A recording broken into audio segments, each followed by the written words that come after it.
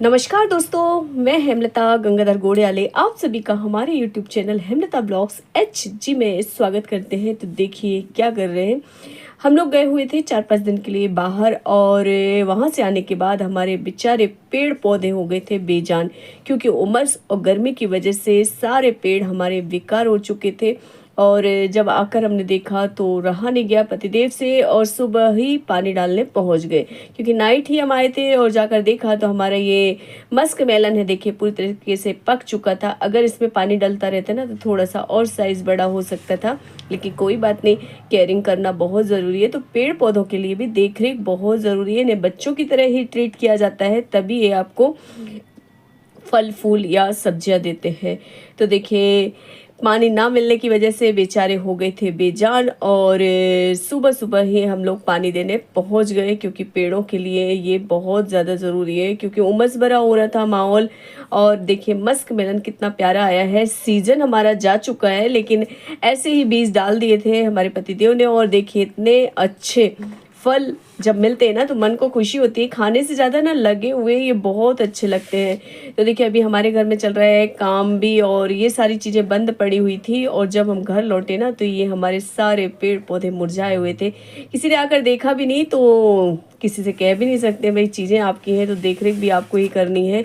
और फिर मूड के ऊपर डिपेंड करता है कि केयर करना है नहीं करना है।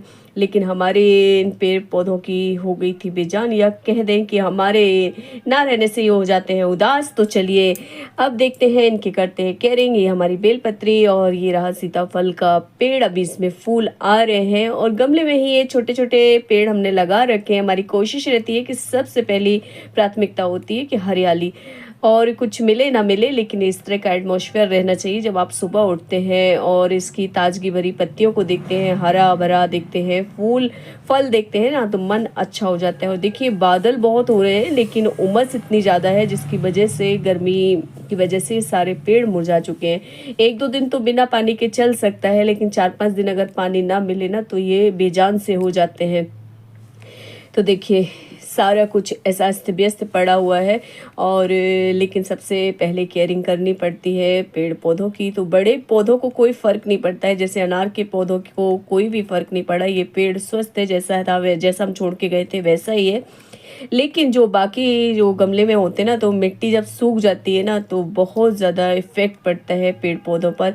जैसे हमें ही है, अगर गर्मी में हमारा बहुत अधिक पसीना निकल जाता है और बहुत ज़्यादा परेशानी होती है, तो हम लोग भी कैसे बीमार पड़ जाते हैं और थकावट सी महसूस होती है, ठीक वैसे ही ये पेड़ पौधे भी होते हैं। तो इन्हें भी, इनका खान पान तो होती है ना कि इन्हें पानी भी चाहिए, धूप भी चाहिए और छाया भी चाहिए। तो ये सारी चीज़ें इनके लिए होना बहुत ज़रूरी है। तो देखिए इस तरह के पेड़ों के हो जाने के बाद इसमें जब पानी डाला ना तो इस तरह की इनकी पत्तियां रंगत लाने लगी। तो ये बहुत ज़्यादा अमेजिंग होता है जब आप प्रकृति के करीब होते हैं और जब नेचर को आप इस तरह से देखते हैं ना, तो सबसे पहले आपकी आंखों को सुकून होता है। मेरा बैगन का पौधा जो शुरू में मैंने लगाया हुआ था उसे कटिंग करके गई थी, और देखिए अब उसमें फूल भी आने लगे हैं। और ये सारे पेड़ पौधे मैंने ना अभी एक ही जगह पर इकट्ठे कर रखे हैं, क्योंकि अभी अस्त व्यस्त पड़ा हुआ है सब कुछ। और फिर जब जगह सही सेट हो जाएगी तो पेड़ पौधों को भी एक स्थान दिया जाएगा जो हमारे ज़िंदगी का हिस्सा है। तो देखिए सारे पेड़ों में जैसे ही पानी डाला गया ना, तो थोड़ी देर बाद आप देखेंगे ना जो पत्तियां झुकी हुई थी, मुरझा गई थी, उन पत्तियों में आ गई है जान। और ये बहुत ही अच्छे रंगत लगे। तो तब हमें थोड़ा सा सुकून लगा कि चलिए अब कुछ होगा। बस ये रहा कि पेड़ पौधे सूखे नहीं। कई बार ऐसा हो जाता है, कहीं चले जाते हैं ना तो बहुत दिक्कत होती है। जैसे एक बार हम लोग गए हुए थे, तब ओले पानी गिरने की वजह से हमारे सारे पेड़ पौधे खराब हो गए थे। दीदी ने केयर भी की थी, लेकिन फिर भी बहुत सारे गमले खराब हो गए थे। और ओले वृष्टि से तो हो ही जाते हैं। ये देखिए हमारा जो फूल का पौधा है जिसे सेवंती कहते हैं, वो भी पूरी तरीके से मुरझा गया है। लेकिन मुझे पता है कि 1-2 दिन में केयरिंग करने के बाद ये बहुत अच्छे हो जाएंगे। और इनमें जान पड़ गई है पानी डालते ही। और ये देखिए हमारे यहाँ कचरी भी लगी हुई है, छोटी छोटी कचरी भी आ रही हैं। और इस तरह से जब फल मिलते हैं ना, फूल मिलते हैं, तो और अच्छा लगता है। और एक हमें ये भी रहता है कि हमारा एटमॉस्फेयर अच्छा होना चाहिए।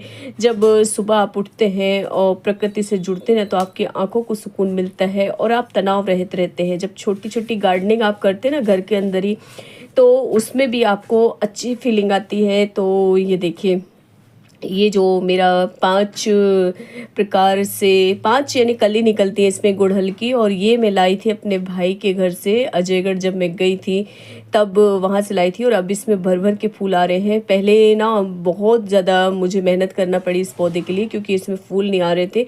और ये आउटडोर, इंडोर जो प्लांट्स होते हैं वो भी आप के बिना पानी के भी स्वस्थ रह सकते हैं, लेकिन कुछ पौधे ऐसे होते हैं जिनको पानी चाहिए ही चाहिए क्योंकि मिट्टी बहुत कम होती है ना पेड़ों के अंदर। हाँ, अब मैंने सोचा है कि थोड़ा सा इसमें कोकोपीट वगैरह डालूं ताकि जब हम ना रहे ना तो हमारे पेड़ पौधों में जान रहे, नमी बनी रहती है कोकोपीट से, जो अभी तक मैंने इस्तेमाल नहीं किया है।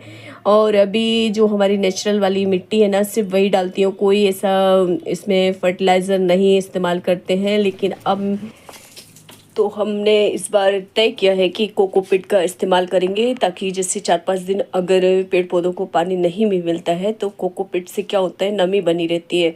और कुछ पौधों में ना पानी और नमी होना बहुत ज़रूरी है।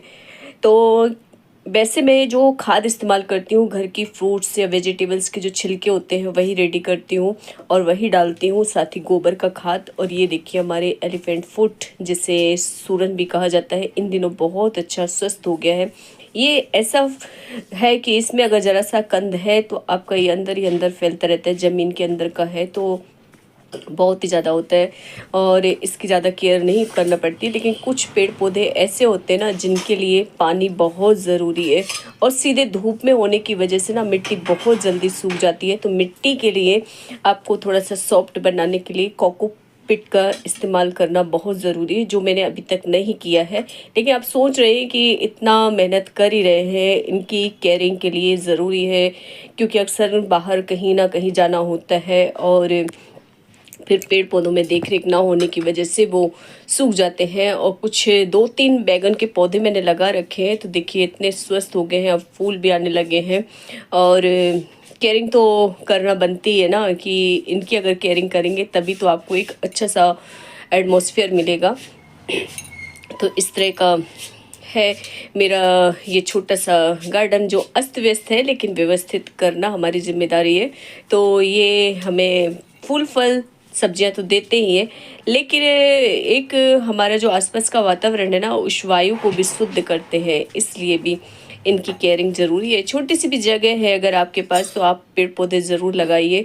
और देख रहे हैं ऊपर कितना ज़्यादा बादल आया हुआ है और बहुत जल्द मुझे लग रहा है कि मौसम भी बनेगा पानी का, क्योंकि अभी पिछले कई दिनों से उमस भरी चिपचिपी सी जो गर्मी है सभी की तरफ रही है। और ये वीडियो मैंने शूट किया है। ये मेरे पास देखिए सहतूत का जो पेड़ है, ये भी एक अलग पेड़ है, हमारा इंडियन वाला पेड़ नहीं है। और ये विदेशी सहतूत होते हैं ना उसका पेड़ है जो अब अच्छा ग्रो कर रहा है। पिछले 4-5 साल से लगा हुआ है लेकिन ग्रो नहीं हो रही थी, लेकिन अभी जब मैंने गमला चेंज किया ना तब उसमें भी ग्रो होने लगी है। और थके हारे से हम लोग आए हैं और देखकर मुझे बहुत बुरा भी लग रहा है कि हमारे पेड़ पौधे मुरझा गए हैं।